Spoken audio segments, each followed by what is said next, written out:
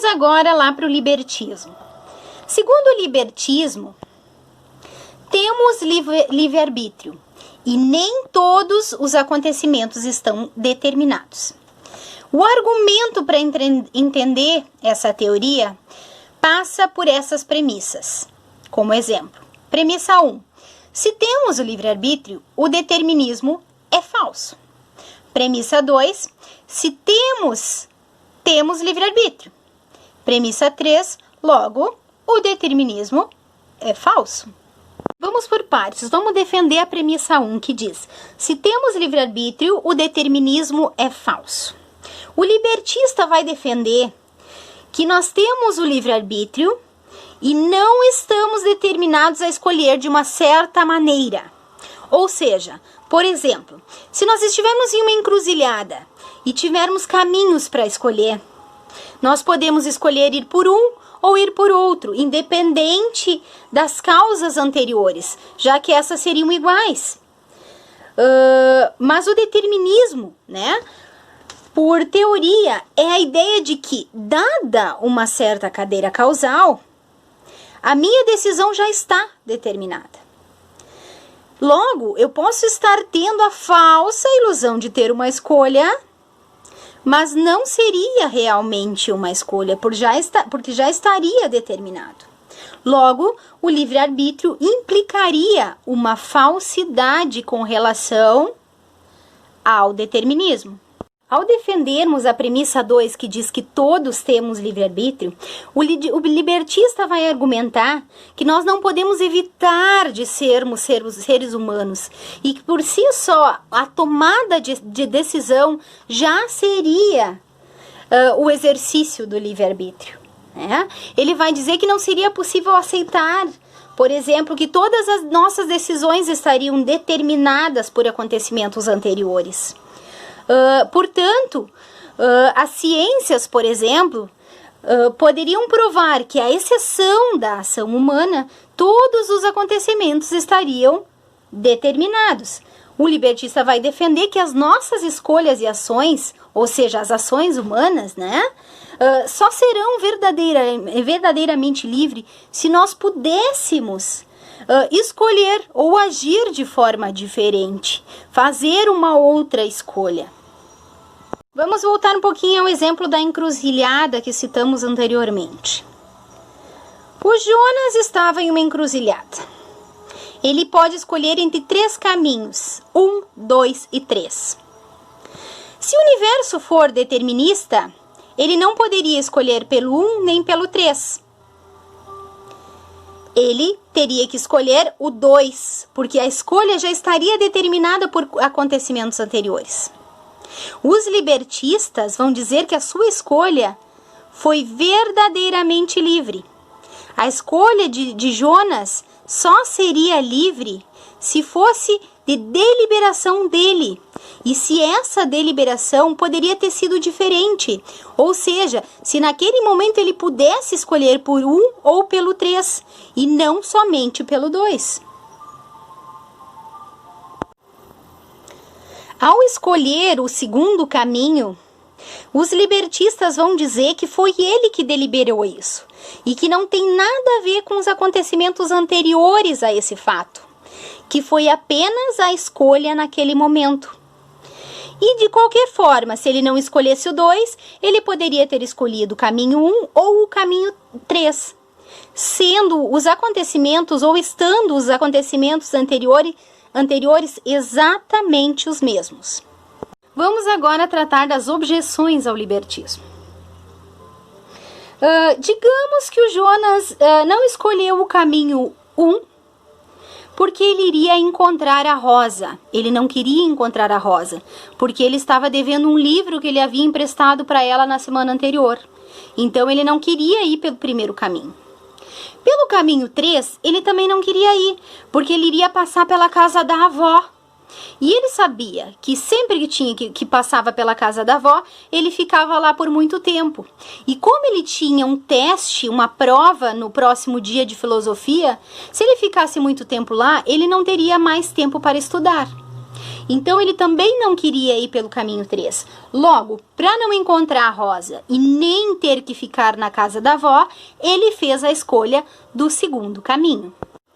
O libertista vai nos dizer que a escolha pelo segundo caminho foi de liberdade do Jonas. Porém, nós podemos ver que o determinismo vai dizer que as crenças e os desejos que já estavam determinados por causas anteriores foram determinantes para a escolha do segundo caminho de Jonas. Ou seja, ele tinha a crença de que se ele fosse pelo primeiro caminho, ele iria encontrar a Rosa. E o desejo dele não era esse, ele não queria encontrar a Rosa.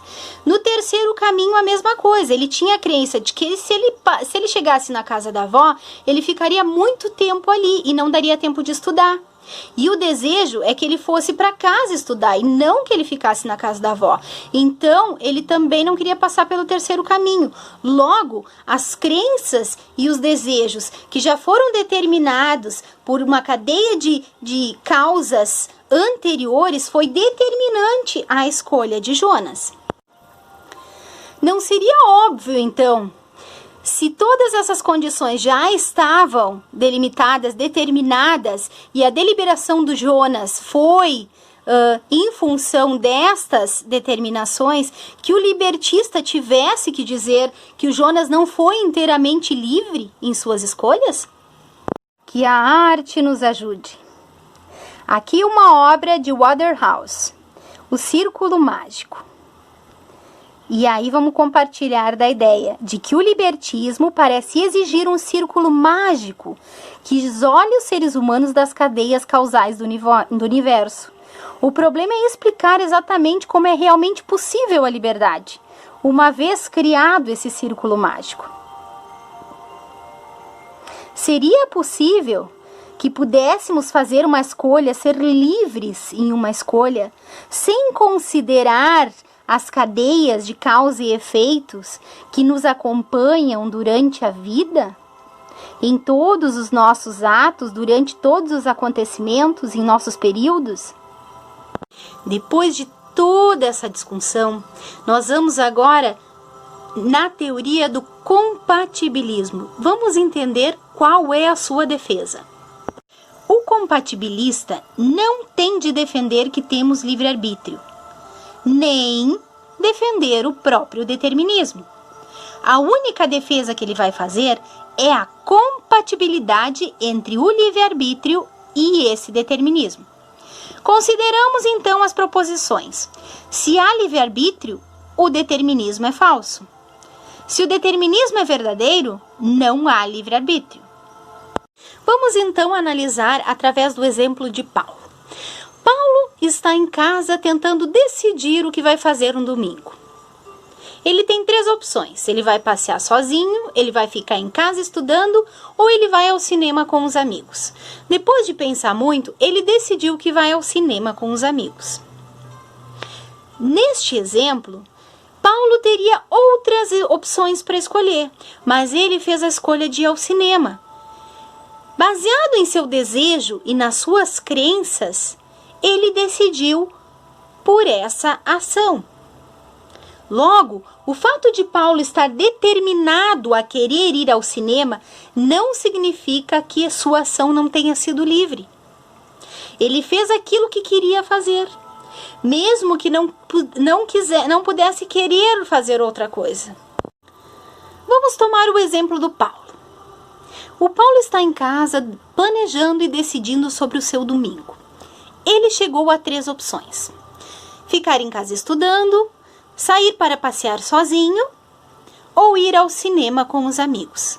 Depois de muito pensar, Paulo decidiu ir ao cinema com os amigos. A escolha do Paulo e o resultado causal de ter certas crenças e desejos foi por um processo natural. E o que determinou a sua escolha não foi algo a ser atribuído como um controle por parte de alguém ou uma coação. O fato do Paulo estar determinado a querer ir ao cinema não significa que a sua ação não tenha sido livre. Ele fez aquilo que queria fazer, mesmo que não pudesse querer fazer outra coisa, dadas as crenças e desejos que tinha. Logo, ir ao cinema é uma ação livre do Paulo, pois ele agiu de acordo com a sua escolha e nada o impediu de fazer isso. Vamos comparar agora essa situação anterior com a mesma situação, só que com a questão de os pais do Paulo não quererem que ele vá ao cinema, obrigando-o a ficar em casa para estudar. Neste caso, Paulo não age mais livremente, pois ele não pôde mais fazer aquilo que queria fazer, não podia mais ir ao cinema. Ficou em casa estudando, não porque assim desejava, mas porque foi forçado a fazer. A sua ação não foi causada pelas crenças e desejos que formou normalmente, mas sim por coação. Vamos falar um pouco sobre as objeções ao compatibilismo. Vamos comparar duas situações. A primeira delas: o Paulo escolhe ficar em casa e estudar em vez de ir ao cinema. E a segunda: o Paulo é obrigado pelos pais a ficar em casa e estudar. O compatibilista defende que a situação 1, a ação do Paulo é livre porque nada o obrigou a escolher uma coisa em vez da outra. Mas defende que na situação 2, a escolha do Paulo não foi livre, porque foi obrigado a ficar em casa pelos pais. Contudo, a única diferença entre a situação 1 e a situação 2 é o tipo de constrangimento em causa. Na situação 2, Paulo é constrangido pelos pais. Na situação 1, é constrangido pelos acontecimentos anteriores. Os compatibilistas argumentam que somos livres quando agimos sem nenhum tipo de constrangimento, nem interno e nem externo. Mas há muita coisa a se pensar. E se o João decidisse por conta própria ficar estudando em vez de ir ao cinema? E nesse meio tempo os pais trancassem a sua porta do quarto e ele não tivesse essa noção? Ele estaria sendo cerceado de seu livre-arbítrio? Ou ele estaria sendo livre no poder de escolha de ficar no seu quarto estudando? Muitas questões que precisamos pensar. Por isso as teorias e o poder da filosofia que nos encarrega de fazer esse caminho de raciocínio sobre as nossas ações, sobre as ações humanas no mundo. Temos ainda então um problema em aberto. Os problemas filosóficos não têm geralmente uma solução consensual. No entanto, os filósofos propõem a defender teorias que respondam a esses problemas. O problema do livre-arbítrio é um deles. Como dizia Sartre, não poderíamos agir de outro modo a não ser pressupondo o tal do livre-arbítrio. O que buscamos são sentidos e formas de investigarmos sobre o funcionamento do mundo. Demanda persuasão e fôlego. Agora que temos todos esses conceitos e toda essa discussão feita, espero que todos tenham bons caminhos e que consigam resolver algumas questões sobre a liberdade no mundo, sobre a liberdade das ações, sobre a forma de agir, sobre o altruísmo e sobre o egoísmo. Que possamos criar uma linha de raciocínio consciente sobre aquilo que podemos pleitear nas relações humanas, nas relações sociais, de forma que consideremos o todo, que consideremos o outro e que nos consideremos neste mundo como parte deste mundo. Até mais!